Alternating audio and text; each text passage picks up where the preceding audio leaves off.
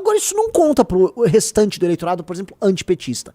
E pro eleitorado que gosta do PT, e que é lulista, ou que é alienado, só não é legal você sofrer sanções dos Estados Unidos.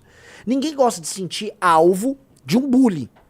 Porque os Estados Unidos, por serem a nação mais poderosa do mundo, com méritos, toda ação de força que eles executam sobre outro, ela soará como um bully batendo no garoto mais fraco. E todo mundo tende a simpatizar com o underdog, né, com o menor, com o mais fraco. Então o Lula gosta de jogar esse jogo do underdog, né, o jogo terceiro mundista, é o jogo daquele anti-americano clássico. Então ele pegou, fez essa oposição, e ali você tem um marco zero de um novo Lula.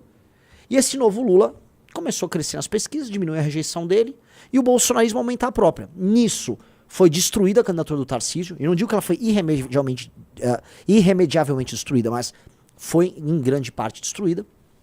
E agora, para as próximas semanas, a gente começa a ver, de maneira muito maquiavélica, o Lula começando a cuidar do ajuste fino dos detalhes para vencer as eleições. Eu volto a colocar, isto aqui já é ajuste fino e detalhe.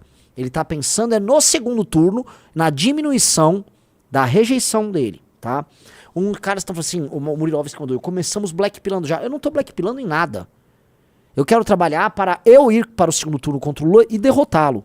Agora eu tenho que ler a estratégia do adversário aqui para vocês, porque diferente dos demais, que só vão ficar falando, ele é o cachaceiro, né? Cuidado com o cachaceiro. Eu não vou tratar ele como um cachaceiro idiota. Eu vou tratar como o cara mais vencedor nas eleições presidenciais brasileiras desde a redemocratização.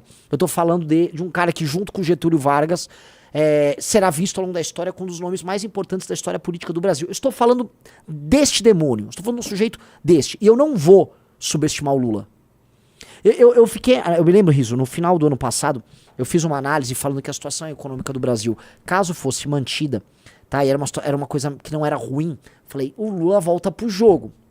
E aí, logo em seguida, o que me deu umas broncas, Renan, você tá falando besteira, a situação econômica do Brasil tá colapsando. Pois bem, por que eu fico arrependido? Porque eu tava certo. E eu neguei aquela análise que eu fiz. Talvez você lembre disso, Riso, que eu fiz uma live. Foi, acho que setembro, outubro do ano passado, analisando, falando, os números econômicos, então todo mundo falando que tem uma crise e o Brasil tá andando de lado, esse andar de lado tá bom pra ele. Sempre números razoáveis de crescimento econômico, tá? E você teve essa questão deflacionária esse ano. Ok? É muito parecido com o que aconteceu com o Bolsonaro. Todo mundo também pintava um desastre com o Bolsonaro. Não é que foi maravilhoso, mas não foi também o desastre. Então, ele foi circulando. As pessoas prometeram, e aí agora eu vou remeter para que outra grande besteira que os bolsonaristas fizeram. Prometeram pro eleitor antipetista que o Lula ia ganhar a eleição e o Brasil ia virar Venezuela. Vocês lembram disso? Você vai comer seu cachorro. Tá? Vai virar Venezuela, o Brasil vai virar um país socialista, não vai faltar comida no supermercado. Não aconteceu absolutamente nada disso. Como não aconteceria se o Bolsonaro também ganhasse? Não é assim que as crises se dão num país como o Brasil.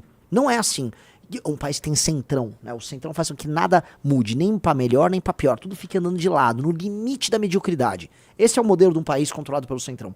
E o Lula tá ali, no limite da mediocridade, né? Só que a mediocridade é assim, ele tira um pouco daqui, joga um pouco aqui, tira um pouco aqui, joga um pouco aqui. E ele vai dando o país, vai ficando um pouco produtivo, o modelo não tem condição de se manter, mas é suficiente para ele se reeleger. Hoje, o que eu me arrependo, meus amigos? Hoje eu me arrependo, tô sendo bem honesto, de ter olhado para aquela análise e ter jogado ela no lixo. Ela não tava errada. Talvez, peço pra galera achar, não agora, né, Riso? Acha depois, mas tá batendo, né? E aí vamos ler a matéria do pacote de bondades do Lula pra gente começar a entender. Então assim, a gente vai decifrar a estratégia do Lula até pra vocês verem a construção de uma, vamos dizer, com uma contraofensiva contra ele. Porque é isso que precisa ser feito.